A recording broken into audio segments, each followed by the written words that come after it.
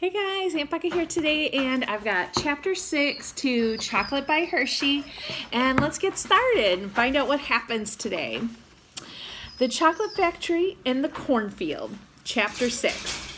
On August the 10th, 1900, Lancaster's afternoon newspaper carried a huge headline. Caramel Factory sold. Milton S. Hershey receives $1 million for it. The headline was true. The Lancaster Caramel Company was so successful that other caramel makers wanted Milton to go into business with them. When he refused, they offered to buy him out for $1 million, and he took their offer. But Milton wasn't giving up on candy making. Far from it. He was busy working on a brand new scheme. Since making just one product had worked so well with caramels, he decided it was time to try it again. Milton Hershey was ready to give chocolate his undivided attention. When Milton sold the Caramel Factory, he kept the chocolate-making machinery and the rights to make chocolate. His chocolate company was already doing well at this point. In fact, after much experimenting, he had even discovered how to make milk chocolate, creamy, tasty chocolate with milk that the Swiss had made with a secret recipe. So, in 1900, Milton introduced his brand new Hershey's milk chocolate bar. Milton bought his first automobile, indeed, the first auto in Lancaster, and painted Hershey's Cocoa on the side to advertise his chocolate. His salesman drove the electric car around Lancaster and the surrounding towns at its fastest speed of 9 miles per hour. This caused quite a stir and brought in lots of orders. Milton felt sure that people in the rest of the country and the world would want his chocolate products. If Milton was going to make chocolate for everyone, he would have to mass produce it. In other words, he would have to make lots and lots of chocolate. He would need a huge chocolate factory, and when Milton made up his mind, he acted on it right away. And he had made up his mind to build a giant new chocolate factory. The first step was deciding where to put it. Each of Milton's top employees had a different idea about where to build, but Milton decided that right at home in Dairy Church was the perfect place. Most people thought Milton was crazy, but most people did not have his vision. In the middle of what was then a cornfield, he saw a factory. Beyond the factory would be plenty of pasture land for the cows that would provide milk for the chocolate. The railroad already ran through Dairy Church, so Milton could bring in cocoa beans and sugar and send out the chocolate. Surrounding the factory, he would build an entire town for his employees to live in. Milton would need to employ about 600 workers. He would run trolley lines to Lancaster and other nearby towns so workers could live elsewhere if they wanted to. Milton wanted to get to work right away, and in 1903, the ground was broken for the 6-acre factory. Meanwhile, the town was laid out. The center of the town was the intersection of Chocolate and Cocoa Avenues. Around the center, streets named for the places cocoa beans came from, Trinidad, Java, Caracas, were laid out for the houses. Milton told his architect not to make the houses all alike and to give each one a garden.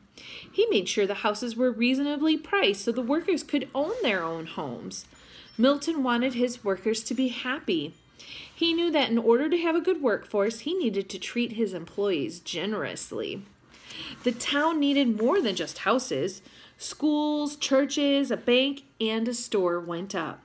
Milton wanted to provide recreation and entertainment for the townspeople as well. He built an amusement park, golf courses, a zoo, a dancing pavilion, and a bit later, an outdoor theater. Milton's family took part in the bustle and activity as the factory in town took shape. Milton's mother and Kitty visited often, and no one was prouder of Milton than his father. "Milton is thinking big," Henry told Lebby. "That's the way to do things." Unfortunately, Henry Hershey did not live to see the factory completed.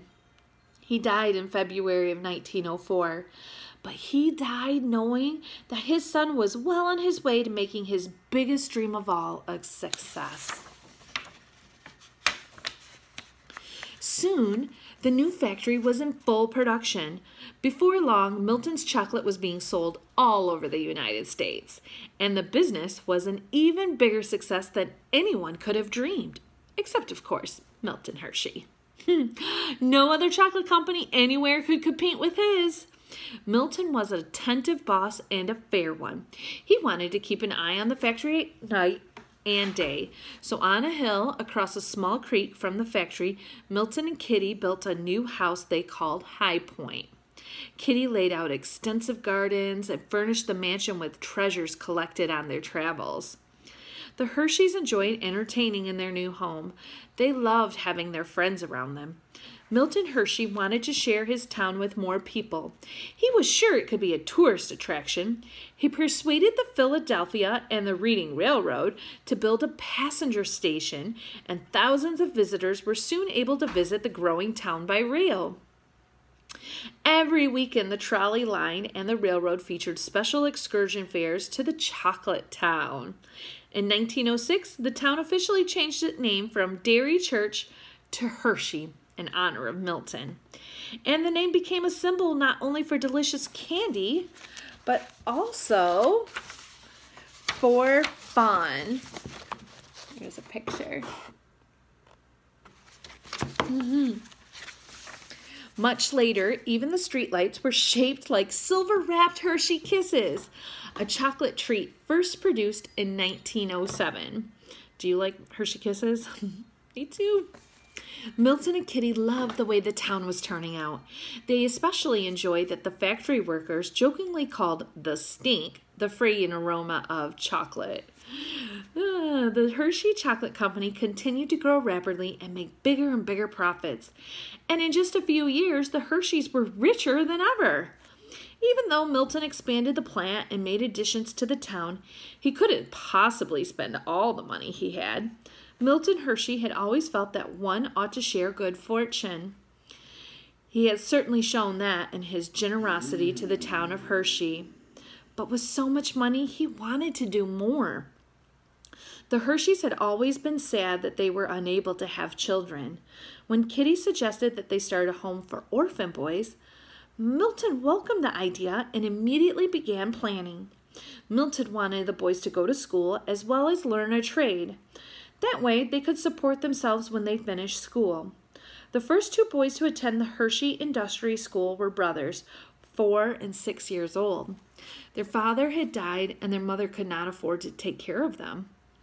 They lived and attended classes at the old Hershey homestead, the family farm. The school grew rapidly, but the central idea stayed the same. Milton felt that a home-like atmosphere was very important, and he hired kind house parents to live with the boys. The school provided everything the boys needed. As part of their education, Milton wanted to be sure the boys learned to work hard, as he had when he was a boy. They learned how to farm and help with chores around the homestead. But it wasn't all work. Swimming in the summer and ice skating in the winter were favorite sports, and the students loved the amusement park. Milton loved to visit the students. Kitty, though, wasn't able to visit often, as she had become too weak to walk very far. Her health had been failing for a long time. She was the victim of a little-known disease that attacked her nervous system. Milton and Kitty took trips to health resorts or to consult medical specialists, hoping that some doctor would have a cure. Unhappily, they did not find a cure. And in March of 1915, exactly 2 months short of their 70th wedding anniversary, Kitty died.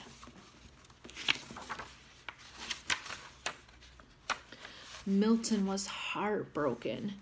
He resolved to devote his entire fortune to the school he and Kitty had begun together. It would be his monument to Kitty.